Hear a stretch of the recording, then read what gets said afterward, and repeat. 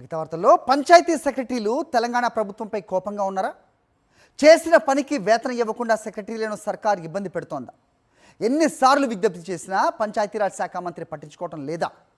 దీంతో ఆర్థిక ఇబ్బందుల్లో సెక్రటరీలు సతమతం అవుతున్నారా అంటే అవుననే సమాధానం వినిపిస్తుంది. తెలంగాణలో ప్రభుత్వ ఆర్థిక పరిస్థితుల వల్ల పంచాయతీ సెక్రటరీలు ఇబ్బందులు పడుతున్నారు.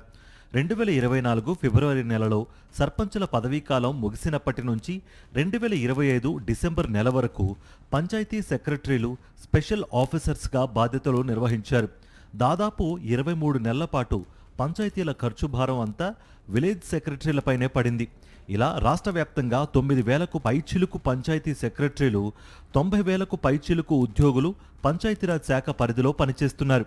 స్పెషల్ ఆఫీసర్స్ పాలన నడిచినన్ని రోజులు పంచాయతీల నిర్వహణ, ప్రభుత్వ కార్యక్రమాలు, పారిశుద్ధ్య నిర్వహణ, త్రాగునీటి వసతి, గ్రామాల్లో స్ట్రీట్ లైట్స్, బోరుబావి మోటార్లు కాలిపోయినా ట్రాక్టర్ల రిపేరు, డీజిల్, గ్రామసభల్లో చాయ్, బిస్కెట్లు, బతుకమ్మ, బోనాలు, 15 ఆగస్టు, జనవరి 26 వంటి వేడుకల సమయంలో టెంట్లు, కుర్చీల కిరాయిలు, వాటర్ పైప్లైన్ లీకేజీలకు రిపేర్లు, శానిటైజేషన్ వంటి మెయింటెనెన్స్ కోసం సెక్రటరీలే తమ సొంత నిధులు ఖర్చు చేశారట. ఇలా ప్రతి గ్రామానికి సంబంధించిన సెక్రటరీ తమ జేబులో నుంచి దాదాపు 3 నుంచి 5 లక్షల రూపాయల నిధులను ఖర్చు చేసినట్లుగా చెప్తున్నారు. రాష్ట్ర వ్యాప్తంగా సెక్రటరీ చేసినటువంటి పనులకు మొత్తంగా 6,000 కోట్లకు పైగా బిల్లులు పెండింగ్లో ఉన్నట్లుగా సమాచారం. అయితే అప్పుడు కేంద్రం నుంచి రావాల్సిన 15th ఫైనాన్స్ ఫండ్ రాకపోవడం, ఇప్పుడు వచ్చినప్పటికీ సెక్రటరీలు చెక్ జనరేట్ చేసి ట్రెజరీకి పంపడంతో ఆ నిధులను వాడుకునే వెసులుబాటు లేదని వాపోతున్నారు.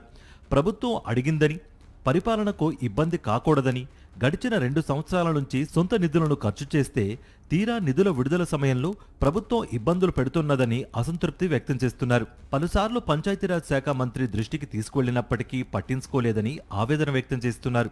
గత సెప్టెంబర్లో ప్రభుత్వం 104 కోట్ల రూపాయల పెండింగ్ బిల్లులను విడుదల చేసినప్పుడు తమ శాఖ ఖాతాలో వేసుకున్న మంత్రి సమస్య ఉందని దృష్టికి తీసుకువెళితే కనీస స్పందన లేదని చెప్పుకుంటున్నారట.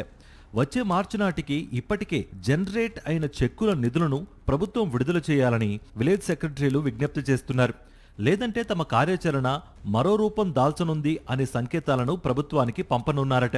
మరి అసలే ఆర్థిక ఇబ్బందులతో సతమతం అవుతున్న సర్కార్ సెక్రటరీల ఫండ్స్ రిలీజ్ చేస్తుందా లేదా వేచి చూడాలి.